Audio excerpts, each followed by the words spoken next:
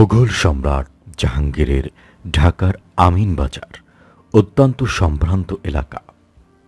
এই এলাকার বুড়িগঙ্গার তীরে অবস্থিত দৃষ্টিনন্দন শিবপুর উত্তরপাড়া বাইতুস সালাম জামে মসজিদ। এ মসজিদের ইমাম ও খতিবের দায়িত্বে আছেন বিশ্ব ঐতিহ্য সুন্দরবন সংলগ্ন খুলনার কৃতি সন্তান জনাব মাওলানা আলহাজ ফজলুর রহমান, যিনি 2 যুগের ধরে এ মসজিদের ইমাম হিসাবে খেদমত করে যাচ্ছেন।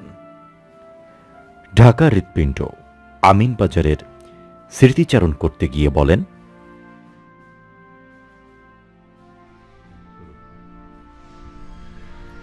আলহামদুলিল্লাহ নাহমাদুহু ওয়া নুসাল্লি আলা রাসূলিহিল কারীম।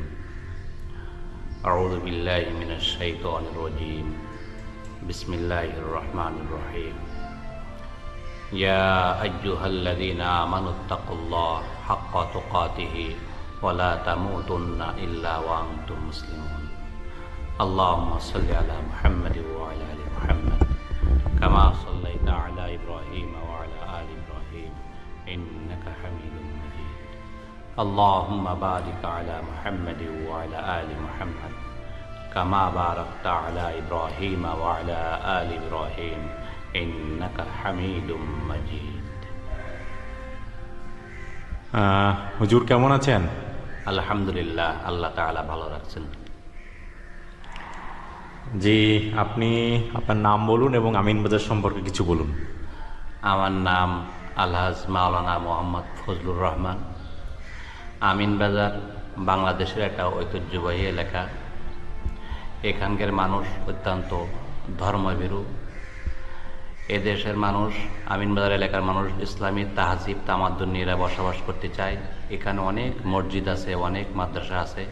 এলাকার মানুষ অত্যন্ত ভালো, ইসলাম প্রিয় মানুষেরা। আচ্ছা আচ্ছা, আপনি মাওলানা কিভাবে হয়ে উঠলেন? এটা মূলত আল্লাহ তাআলার রহমত আর আমার আব্বা আম্মা, আমার ফ্যামিলির আগের থেকে ইচ্ছা যে আমাকে আলেম বানাবে। তা আমি সেভাবে আব্বা আমার প্রচেষ্টায়, উস্তাদ মুরব্বীদের দয়ে আমি নওপাড়া পীরবাড়ি জামিয়া, নওপাড়া পীরবাড়ি মাদ্রাসা, জামিয়া মহির ইসলাম নওপাড়া পীরবাড়ি মাদ্রাসা যশোর, এখানে আমি লেখাপড়া করছি। এখানে এই এজদাম থেকে দাওরা হাদিস পর্যন্ত, মাওলানা পর্যন্ত আমি এখানে লেখাপড়া করছি। এখান থেকে এসে আমি জামিয়া রহমানিয়া শাইখুল হাদিস আল্লামা আজিজুল হক রহমতুল্লাহ আলাইহির কাছে আমি বুখারী শরীফ পড়ছি। আমি 2000 সালে আমি ফারেগ হয়েছি। এরপরে আমি ফারেগ হওয়ার পরে আমি 2002 শুরু থেকে আমি এই মসজিদে আমি আসছি এবং এই মসজিদে আমি ইমাম ও খতিব হিসাবে এই মসজিদে দীর্ঘ প্রায় 23 বছর আমি এখানে আছি। আল্লাহ পাক রাখছেন, ইমাম ও খতিব হিসাবে দায়িত্ব পালন করতেছি। আচ্ছা, আপনার বাড়ি তো খুলনা সুন্দরবন এলাকা, সুন্দরবন সম্পর্কে কিছু বলেন এক লাইনে। আমার বাড়ি মূলত খুলনা পাইকগাছা সুন্দরবন এলাকা এবং ওই এলাকা অত্যন্ত ভালো, সুন্দর মনোরম দৃশ্য। এটা আমরা মাঝে মাঝে দেখতে যাই, বেড়াতে যাই, খুব ভালো লাগে। এখানে অনেক কিছু আছে ওইখানে দেখার। আপনি কখনো বাঘ দেখেছেন? হ্যাঁ, আমি একবার বাঘ দেখেছি। আমি ট্রলারে যাচ্ছিলাম, পাশে দেখি নদীর কূলে একটা বাঘ বসে রয়েছে। মাশাআল্লাহ। আচ্ছা, আপনার পরিবার সম্পর্কে কিছু বলেন। আমার পরিবার মূলত আমরা 5 ভাই আর আমাদের 4 বোন। তা আব্বা মারা গেছেন, মা আছে, আমার একটা বোনও মারা গেছে। আর আমার 3টি ছেলে। আমার শ্বশুরবাড়ি সাতক্ষীরা ধুলিয়া। আমার বড় ছেলেটা জামিয়া রহমানিয়া মাদ্রাসায় পড়ে হাফেজ হয়েছে আর নাবিমের জামাতে পড়ে। আর দ্বিতীয় ছেলে আমিনবাজার মডেল স্কুলে ক্লাস 8 পড়ে। আর ছোট ছেলেটা, ওর নাম আছে জুবায়ের আহমেদ রিফা, জামিল আহমেদ সিফাত, ও আমাদের গ্রামে একটা নুরানি মাদ্রাসায় পড়ে। যাক, মাশাআল্লাহ। আচ্ছা, আপনি মসজিদের ইমাম সাহেব শিবপুর, এই মসজিদ সম্পর্কে কিছু বলেন।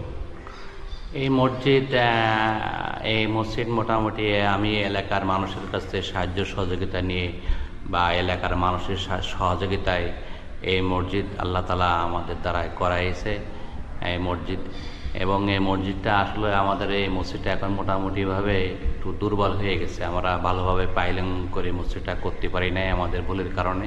তাই মসজিদটা আবার সুন্দরভাবে করার দরকার।